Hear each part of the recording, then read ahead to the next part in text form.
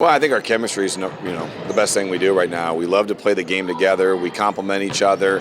I think each of our kids go out there and they understand their role and they take their strengths and go out there and perform them very well each day to make us a better basketball team.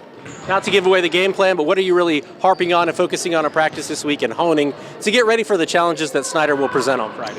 Well, Snyder's a very talented basketball team. They're deep and they have some skill sets that are opposite of us.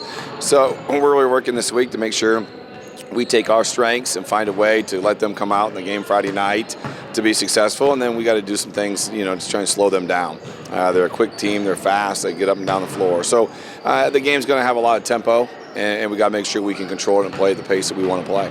Looking at your roster this year, you've had a lot of sophomores step into prominent roles for this Homestead team. What have you liked about that group that's taken that next step forward this season, specifically that group of sophomores? Well, I think they've grown a lot on and off the court. There's no doubt about it. They've had to step in with Emma's injury and provide leadership. They provide our scoring. We rely on them on big defensive assignments and so on. But, they're a team that loves to play. And it's been very rejuvenating for me this year even. It's just a fun group to be around. They don't care who has the limelight, who gets the interview after the game. They just want to compete as hard as they can and at the end of the game put themselves in a position to win. This is a game, you look at the SAC standings, we're getting down to the real nitty-gritty of it all. So this will go a long way in determining who does win the SAC championship, which I imagine was a team goal at the beginning of the year. So how do you approach a game of that magnitude, knowing it could ultimately determine whether or not you make one of your ultimate goals? Well, this sounds probably cliche, but from the very beginning of the season, it's really emphasizing every practice at every game as being the most important one on your schedule.